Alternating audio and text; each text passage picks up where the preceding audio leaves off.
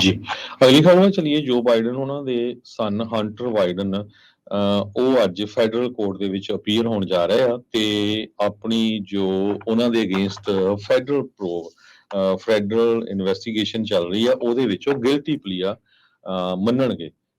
ਇਹ ਮੰਨ ਲਿਆ ਐਕਚੁਅਲੀ ਆਲਰੇਡੀ ਉਹਨਾਂ ਨੇ ਅੱਜ ਸਵੇਰੇ। ਹੰਟਰ ਬਾਈਡਨ ਪਹਿਲੀ ਵਾਰੀ ਕੋਰਟ ਦੇ ਵਿੱਚ ਡੈਲਾਵੇਅਰ ਦੇ ਵਿੱਚ ਜੋ ਕੋਰਟ ਆ ਉੱਥੇ ਉਹ ਮਿਸਡਮੀਨਰ ਟੈਕਸ ਚਾਰजेस ਦੇ ਸਬੰਧ ਦੇ ਵਿੱਚ ਉਹਨਾਂ ਨੇ ਗਿਲਟੀ ਮੰਨ ਲਈ ਹੈਗੀ ਆ। ਇਹ ਕਾਫੀ ਲੰਮੇ ਸਮੇਂ ਤੋਂ ਇਨਵੈਸਟੀਗੇਸ਼ਨ ਚੱਲ ਰਹੀ ਸੀ, ਇਨਫੈਕਟ 2018 ਤੋਂ। ਪ੍ਰੈਜ਼ੀਡੈਂਟ ਬਾਈਡਨ ਉਹਨਾਂ ਦੇ ਸਨ ਨੇ ਜੱਜ ਮੈਰੀਲੈਨ ਨੋਰੇਕਾ ਦੇ ਸਾਹਮਣੇ ਅੱਜ ਸਵੇਰੇ 10 ਵਜੇ ਜੋ ਈਸਟਰਨ ਟਾਈਮ ਹੈਗਾ ਆ ਸਾਡਾ ਉਸ ਟਾਈਮ ਦੇ ਉੱਤੇ 7 ਵਜੇ ਆ ਤੇ ਉਸ ਟਾਈਮ ਦੇ ਉੱਤੇ ਉਹਨਾਂ ਨੇ ਜੱਜ ਦੇ ਸਾਹਮਣੇ ਗਿਲਟੀ ਪਲੀਆ ਮੰਨ ਲਿਆ misdemeanor counts of willful to pay federal income tax. Okay, willful failure to pay federal income tax ਤੇ ਜਾਣਬੁੱਝ ਕੇ ਜੋ ਫੈਡਰਲ ਦੇ ਇਨਕਮ ਟੈਕਸ ਆ ਉਹ ਨਹੀਂ ਪੇ ਕੀਤੇ ਸੀ। ਕਹਿੰਦੇ ਭਈ $1 ਲੱਖ ਤੋਂ ਵੱਧ ਜੋ ਫੈਡਰਲ ਇਨਕਮ ਟੈਕਸ ਉਹਨਾਂ ਦੇ ਹਰ ਸਾਲ ਦੇ ਬਣਦੇ ਹੈਗੇ ਆ ਤੇ ਉਹਨਾਂ ਨੇ ਕਈ ਸਾਲਾਂ ਦੇ ਜੋ ਟੈਕਸ ਆ 2018 ਤੋਂ ਲੈ ਕੇ ਹੁਣ ਤੱਕ ਉਹ ਨਹੀਂ ਦਿੱਤੇ ਸੀ। ਉਸ ਸਬੰਧ ਦੇ ਵਿੱਚ ਉਹਨਾਂ ਨੇ ਮਿਸਡਮੀਨਰ ਚਾਰजेस ਮੰਨ ਲਏ ਹੈਗੇ ਆ। ਸੋ ਇਹਦੇ ਵਿੱਚ ਮੈਕਸਿਮਮ ਪਲੰਟੀ ਜੇ ਉਹ ਕਨਵਿਕਟ ਹੋ ਜਾਂਦੇ ਆ ਤੇ 12 ਮਹੀਨੇ ਦੀ ਜੇਲ੍ਹ ਹੋ ਸਕਦੀ ਆ ਈਚ ਆਫ ਟੈਕਸ ਚਾਰजेस। ਇਹ ਟੋਟਲ ਆਫ 2 years ਤੇ ਮੈਕਸਿਮਮ ਪਲੰਟੀ 10 ਸਾਲਾਂ ਦੀ ਜੇਲ੍ਹ ਦੇ ਵਿੱਚ ਹੋ ਸਕਦੀ ਹੈਗੀ ਆ।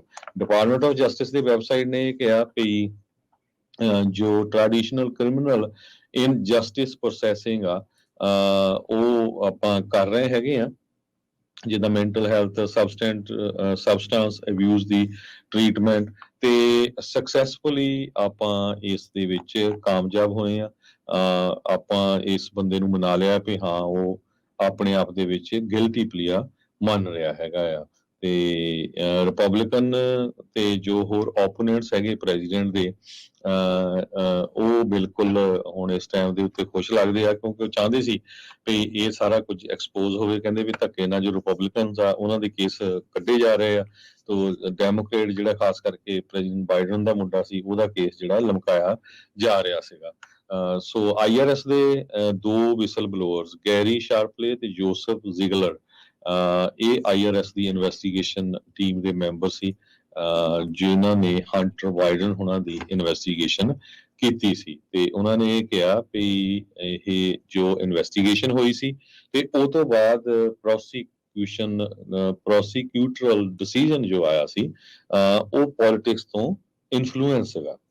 ਸੋ ਜਸਟਿਸ ਡਿਪਾਰਟਮੈਂਟ ਨੇ ਇਦਾਂ ਦੀ ਜਿਹੜੀ ਆ ਐਲੀਗੇਸ਼ਨ ਉਹਨਾਂ ਨੂੰ ਡਿਨਾਈ ਕੀਤਾ ਹੈਗਾ।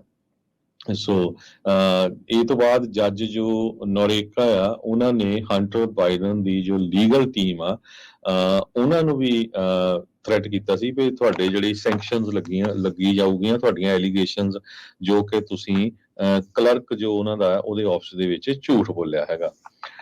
ਸੋ ਕਾਫੀ ਲੰਮੇ ਸਮੇਂ ਤੋਂ ਇਹ ਕੇਸ ਚੱਲ ਰਿਹਾ ਸੀ।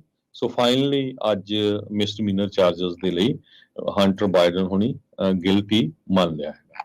ਜੀ।